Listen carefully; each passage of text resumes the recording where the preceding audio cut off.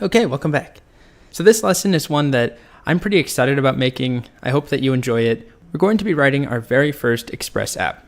Before we actually do that, I want to take 30 seconds. It will be really short, I promise, just to review two important topics: how an existing app works, so the dog demo app that I've already shown, and then the basics of the HTTP request response lifecycle.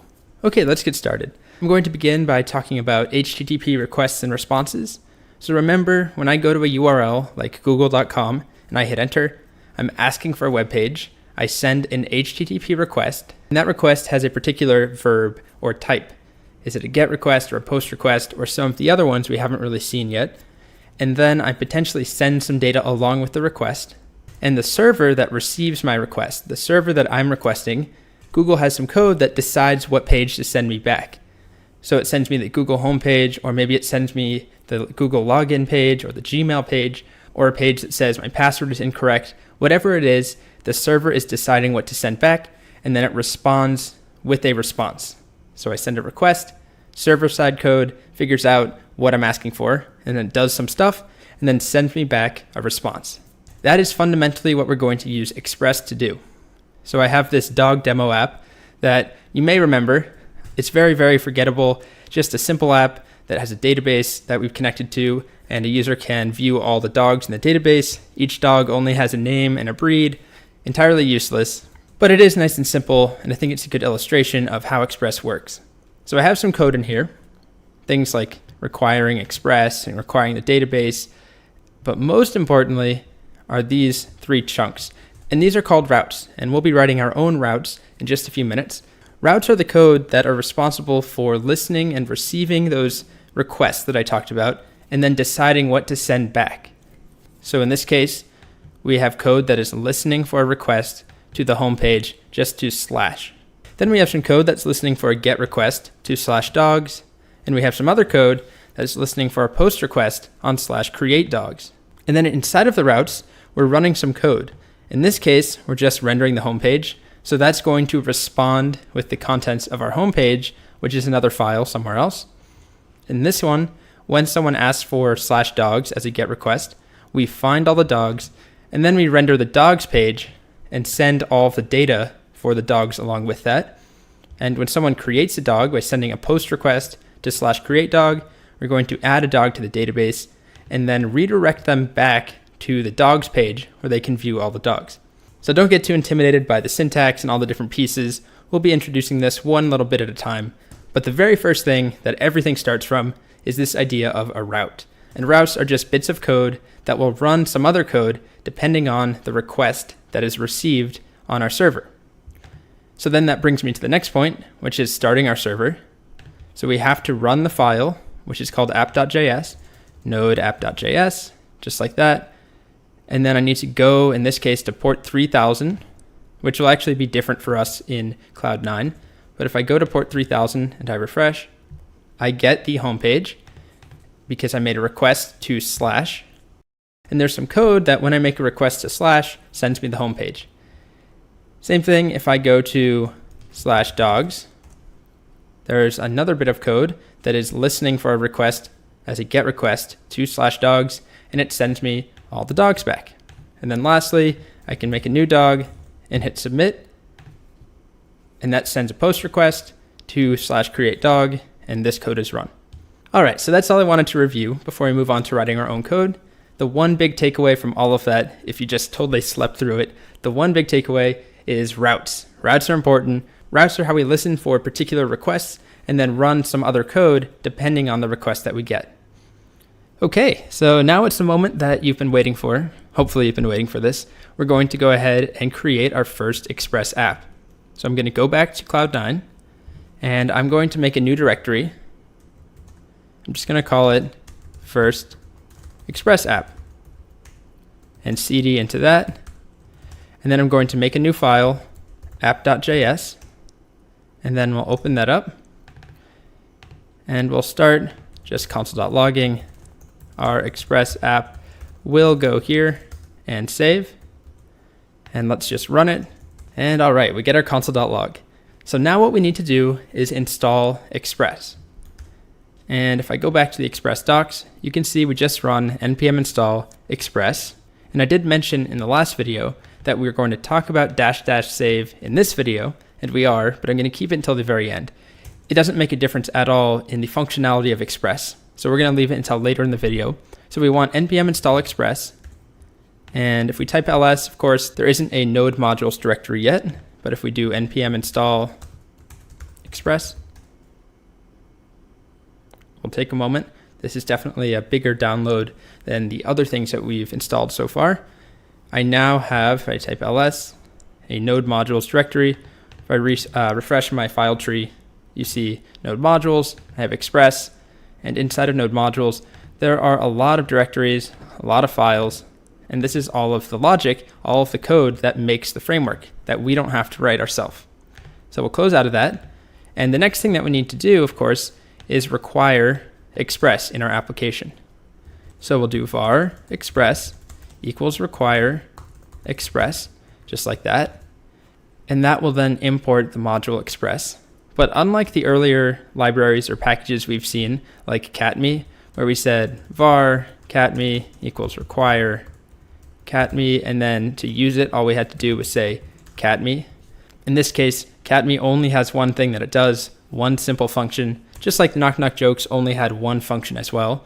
Well, express has lots and lots of different methods, so we can't just execute express like this to use it, although we will be executing it and saving it to a variable, which most people call app. So var express equals require express, that just includes all the contents of this express directory, and then we execute it and save it to a variable called app. And everything that we do with express will be app dot and then some method that express comes with. Now that we have express installed and initialized, it's always a good idea just to make sure that it works. So let's try running node app.js. Nothing should happen. As long as we don't get an error, that means that we're good to go. Now we're going to define our first route. We're going to make a very simple application.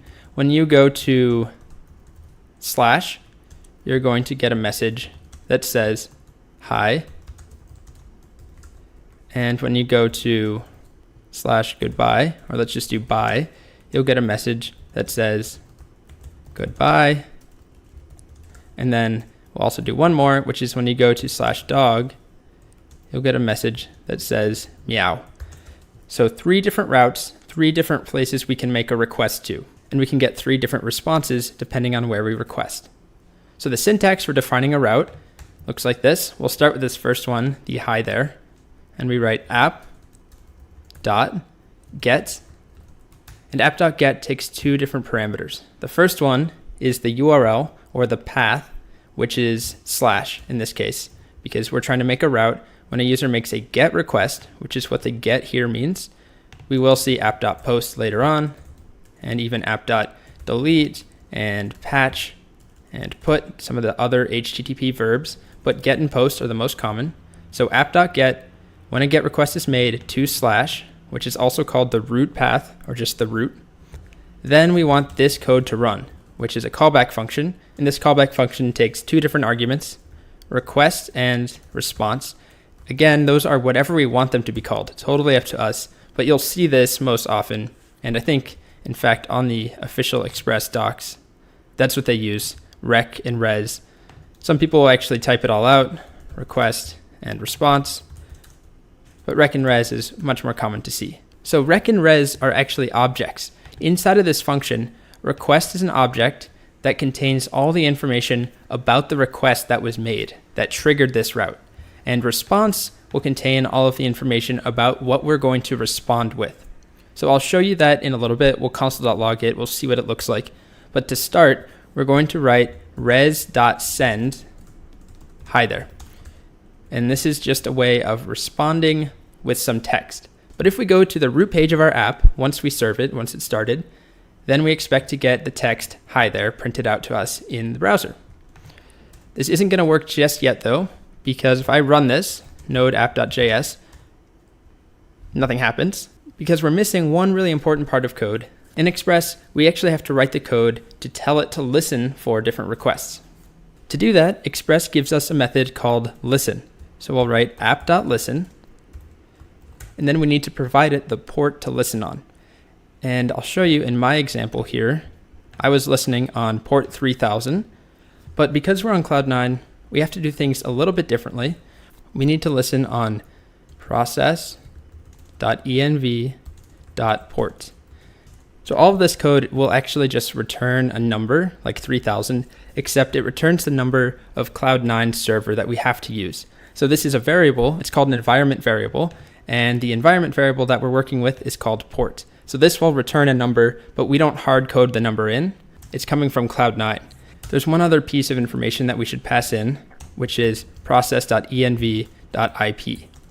And this is a line that you can just copy and paste from app to app. We'll be using it at the bottom of every single application that we make with Express. So it's one of those just cookie cutter lines that we need to use.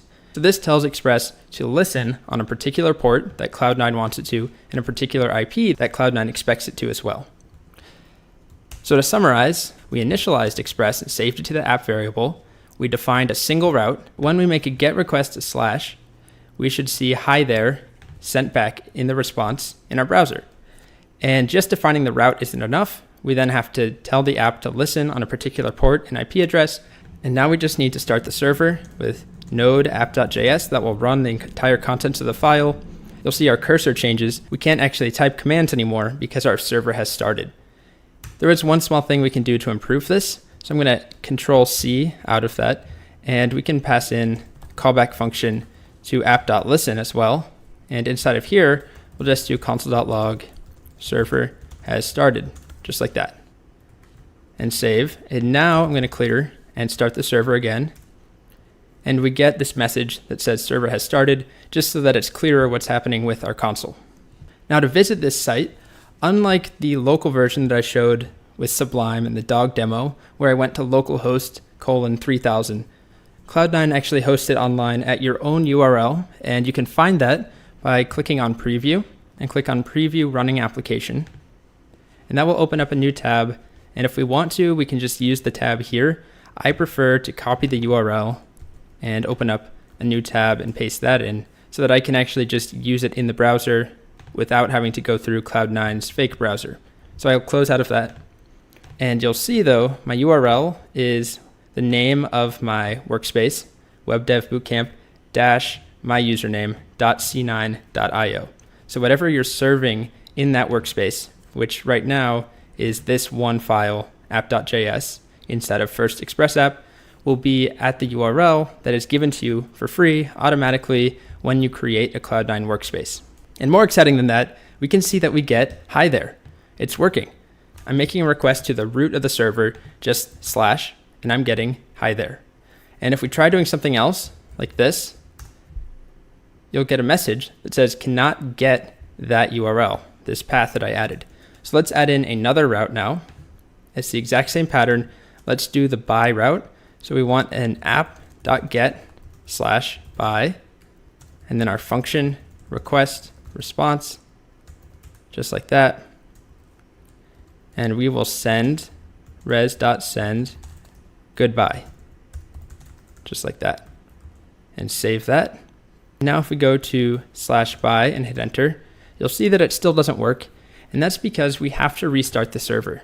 So anytime we make some changes, we need to restart the server. For now, I'm going to show you a tool that will help us so that we don't have to constantly restart it. But for now, we need to do node app.js again, save, refresh. This time, if we go to /by, I now get my goodbye message. And if I go to the root, I get hi there. So let's do one more now. Let's go back. So app.get /dog, our callback with request and response. And then inside of that, we're going to respond res.send meow. What was I thinking? Why did I say meow? All right, well, I'm going to go with it. Definitely should not be meow. But if I start my server again, or restart it, Control C to quit, and I hit the up arrow, and I run node app.js again, and I go back here, I refresh, and now I go to /dog, I get meow. And I can go to /by and get goodbye, and I can go to /nothing and get hi there.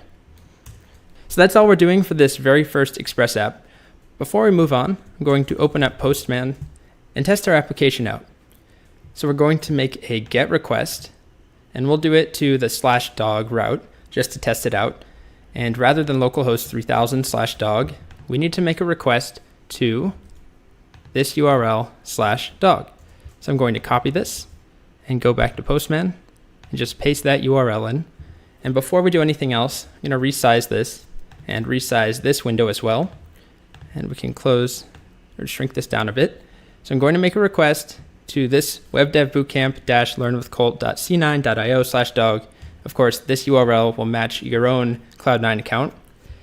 And what I'm going to do is inside of my app.dog, I'm going to add a console.log, and it's just going to say someone made a request to /dog, and we'll save that. And this console.log is going to appear down here. It's not going to appear in the browser inside of the JavaScript debugging console, the front-end console. It appears in the Node console here that we have started by running node app.js. So if I restart the server, and I'll start by just showing you, if I move this over here and I refresh the page, let me go to another page and refresh. And now if I go to /dogs or dog, watch down here, it says someone has made a request to /dog. So that's just to show you that that code is triggered as soon as we make a request. And it's not only triggered by our browser, but we can also trigger it by using Postman, which I'll show now. So all I need to do is hit enter here or send. And we got another, someone made a request to /dog, but also I'll full screen Postman now. Let's look at what was sent back. So the body is just meow. Again, don't know what I was thinking by doing meow, but we got some text back, meow, and we can do the same thing by going to just the root path and sending a request, and we get hi there. And we can also do /by, and we also get the same thing. So this is to show you that these requests, doesn't matter where they originate from. If it's from a browser, a phone with a browser, if it's from a terminal somewhere, or something like Postman, it doesn't matter. Our server is just listening for any request that's a GET request to 3 different routes, dog, by, and the root route. And when it gets one of those requests, it will then respond with some simple text. All right, so that's all I wanted to cover in this first Intro to Express app. I know it's really, really simple. It hasn't amounted to much yet as an application, but trust me, the order that we're going in is very, very deliberate. We're starting small, and we're going to add one piece at a time. The next few pieces that we'll add are responding with HTML files. So rather than res.send, there's another method that we'll use to send an entire file of HTML back. And we'll also introduce a concept called route variables or path variables. Okay, I'll see you in the next video.